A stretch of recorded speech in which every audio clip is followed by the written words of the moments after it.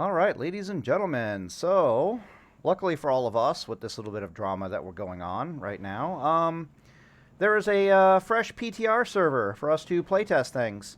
Apparently, I've been reading the comments and responses to my Arc video and me complaining about the fact that again, I think it's 70. I think it's 70% Blizzard's fault and like 30% these redheads Paladin's fault when they basically wear the wrong gear, use the wrong tactics, and then complain about the situation.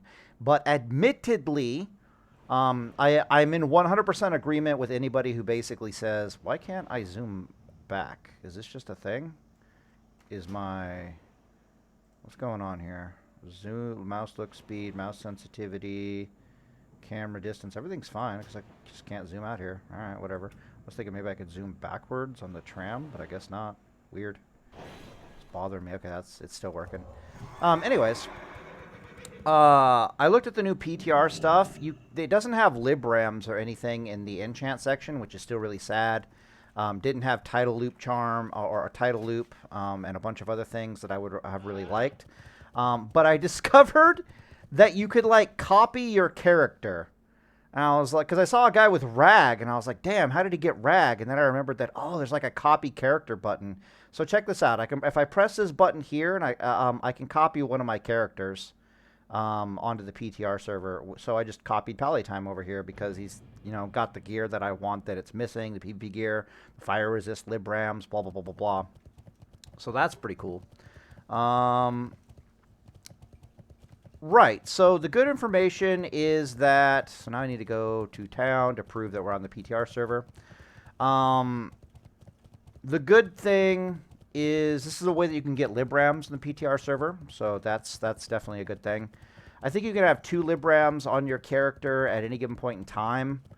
So for example, you have one in the male, and you can have one on your character physically. And so you could put the librams theoretically on the T1 gear and the other gear in this game if you really wanted to. But I don't need to because I'm just going to wear the PvP gear on this server, which will be great. So I can actually test things. All right, so people have been complaining a lot about Paladin versus Shaman. I completely get it, but every time someone's complained to me about Paladin versus Shaman, and they do this as a way of saying that Paladins are in a bad place right now, especially with their mana bar. Look at Shaman, for example, blah, blah, blah, blah, blah. In every circumstance, they're not playing Shaman. They're not fighting Shaman correctly as a Paladin. It's literally just a game of Sacred Shield spam. You spam Sacred Shield, they purge, Sacred Shield, purge, back, forth, back, forth, back, forth. It's 152 mana for them to purge. It's 180 mana for you to Sacred Shield. Let me double check that. Yes, it's 181 mana for me to Sacred Shield. When they finally Flame Shock you, they Flame Shock you into a Sacred Shield. So your Sacred Shield procs. You then have 3.5 seconds to cast a Flash of Light and to cleanse off the Flame Shock. Because right after they Flame Shock, they go for a Lava Burst, right? But it's Flame Shock. 1.5 seconds later, they need to cast a 2-second Lava Burst. Which gives you plenty of time, of course, to put a Flash of Light into yourself and to cleanse. You can even, if you're fast enough and you're not having GCD issues, you can, which you almost always do. It's almost always Sacred Shield Purge, so you're locked into a GCD. But theoretically, you could get off 2 Flash of Lights in that time. But the reason why you Flash of Light is because, 1, it recovers all the damage Flame Shock does. 2, it's got something stupid, like an 80% chance to crit.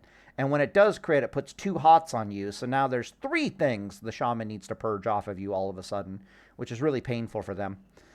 Purge dispels 2 spells, by the way. So it's going to take them 2 purges to get off. And then you just make sure you have enough fire resist that their Flame Shot, their Lava Burst literally doesn't do anything.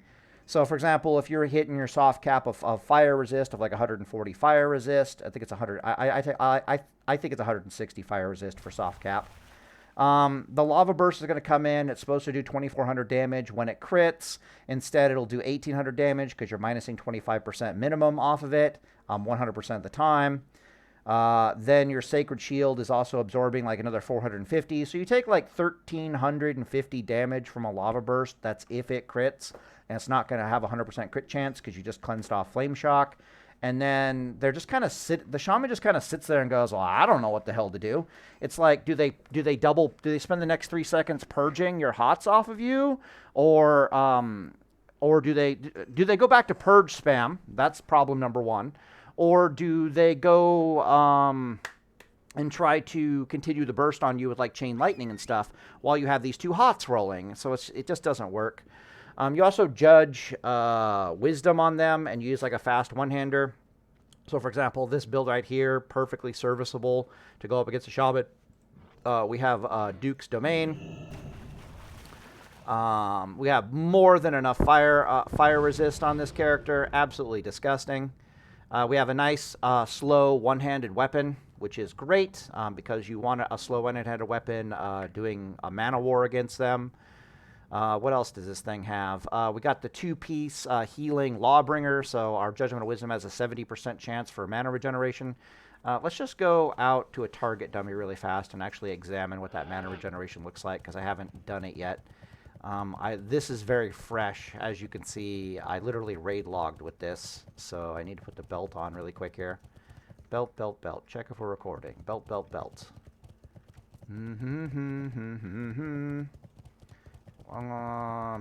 Infusion of Light? Yeah, this is a Holy Shock Paladin. I'll put on Infusion of Light.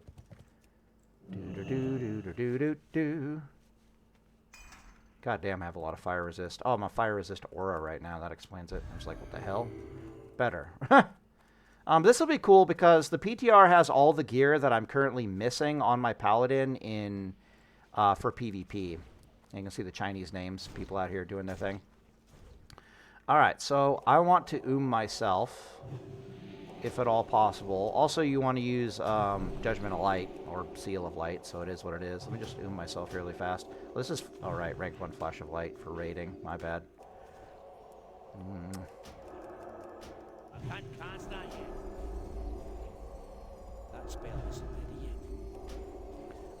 What else is there to say about the matchup? Right, so if you did what I just told you to do, the fast one-handed weapon, the Judgment of Wisdom, and all that stuff, you end up being... The two of you can't kill each other, like, mathematically, because you're regenerating too much mana.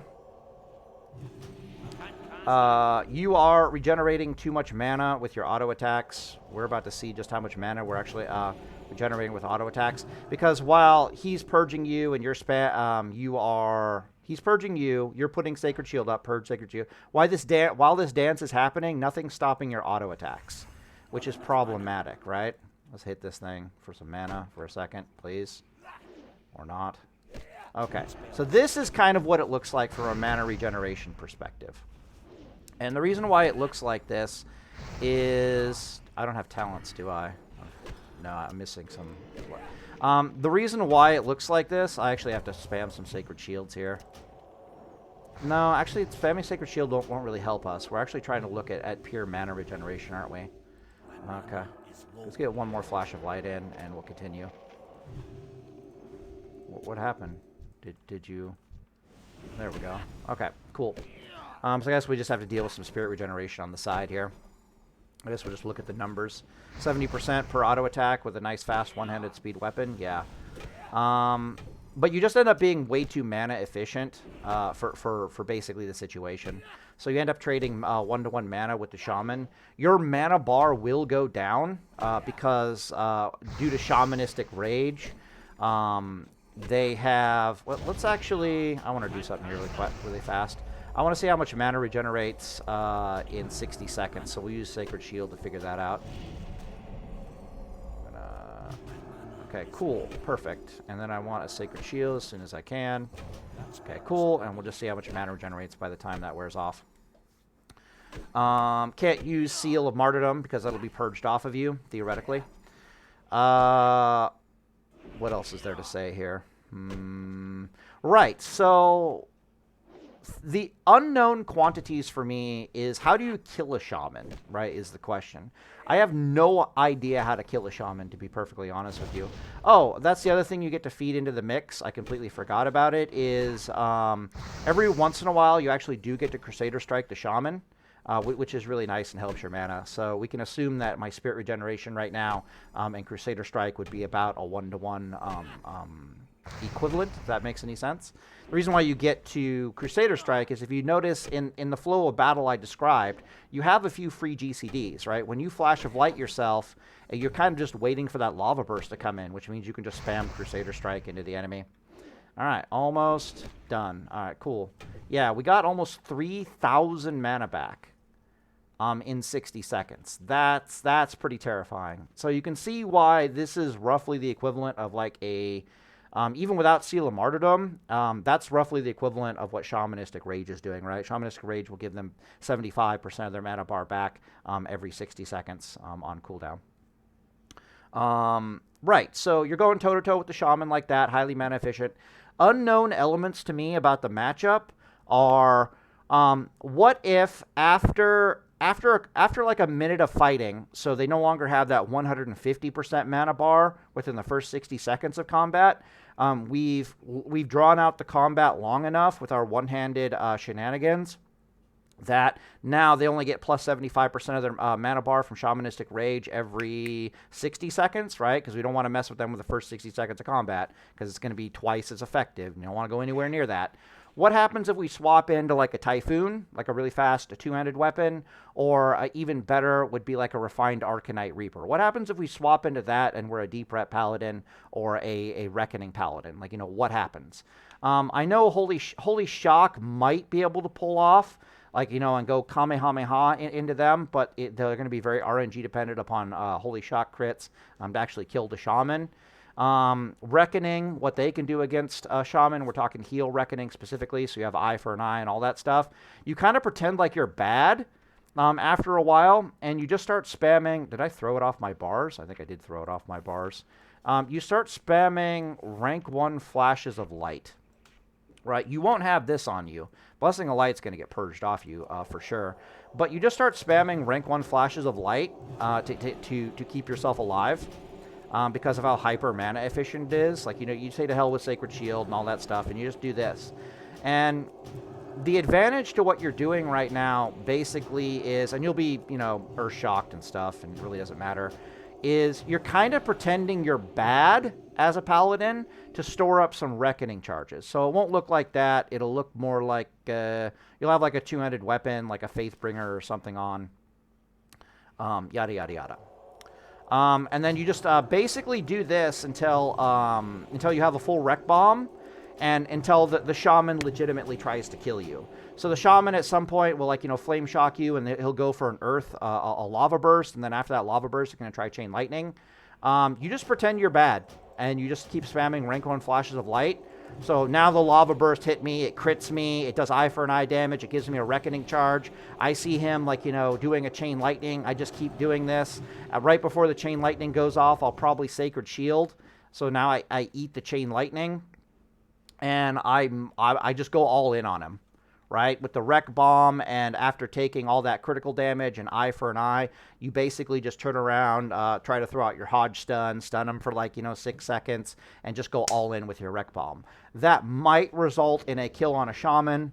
Holy Shock Paladin can kind of do the same thing with their Divine Favor, their free crit. But that's going to be very RNG dependent. And then Deep Ret Paladins, I have questions about them doing the exact same thing, except they're using like a Typhoon type deal. So rather than a Deep Ret Paladin spamming rank 1 Flashy of Light and building up a Wreck Bomb, they basically just wait for those eye for an eye procs to get the Shaman down about 30% life. And then all of a sudden they stun the Shaman for 6 seconds, and they just go all in with Typhoon and other stuff. No, actually that's not true. I would want to see a Deep Ret Paladin beating on the Shaman. He starts out one-handed because you have to deal with that 150% mana bar. But after a while, you should switch to like a Typhoon and just start beating the crap out of them. Speaking of which, if I can get a fast two-handed weapon like Refined Arcanite Reaper or something, I'll want to test it. But I think the DPS from a fast two-handed weapon with a Deep Ret Paladin in conjunction with getting mana back due to the fast weapon might do enough damage to the shaman where they're like, oh shit, I need to heal, and that's when you stun them for 6 seconds and you just go all in and you try to kill them. At that point, you wouldn't want your refined Arcanite Reaper anymore. You'd want to switch over to, like, you know, your refined Arcanite Champion Reaper, for example. No, my bad. The refined Arcanite Champion is the fast one. That's what I mean to be saying this entire time. And the Reaper is the 4.0 speed weapon. Hopefully you get the idea. So those are the things that are unknown to me. It's unknown to me if the Reckoning Paladin can get the job done killing them. It's unknown to me if a Holy Shock Paladin can get the job done killing them. And it's unknown to me if a Deep Ret Paladin can get the job done killing them. But what I do know from playtesting many, many, many times is that if you play correctly with a fast one-hander and you have fire resist gear, the Shaman literally cannot kill you. And you literally cannot kill him. The question then becomes, well, is there anything the Shaman can do to kill you? The answer is no. And then subsequently the question becomes, is there anything the Paladin can do to kill the Shaman? And at that point, I have question marks, right? Like, I don't know. Maybe the Ret Paladin can get it done. Maybe the Holy Shock Paladin can get it done. Maybe the Reckoning Paladin can get it done. The Reckoning Paladin relies on the Shaman to be a little bit stupid, so that's unreliable. The Deep Ret Paladin also kind of relies on the Shaman to be a little bit stupid. So that might also, but a little bit unreliable as well. And the Holy Shock Paladin needs RNGesus to come through for him. So I don't know. But what I do know is if you're saying, like, I die to shamans, you're not doing it right. You're not geared right. Blah, blah, blah, blah, blah. But anyways, copy your characters over. That'll give you lib ramps, yada, yada, yada. But I would rather play a Paladin in Season of Discovery knowing what I'm doing than play a Shaman in Season of Discovery. Because when I look at Shaman, again, I play Shaman, I play Paladin, I make guides for Paladin, PvP guides for Paladins, I make PvP guides for Shamans. I am a much more experienced Paladin PvPer than I am an experienced Shaman PvPer in Season of Discovery. However, I see Shamans having issues potentially getting bursted out of existence by a great many classes.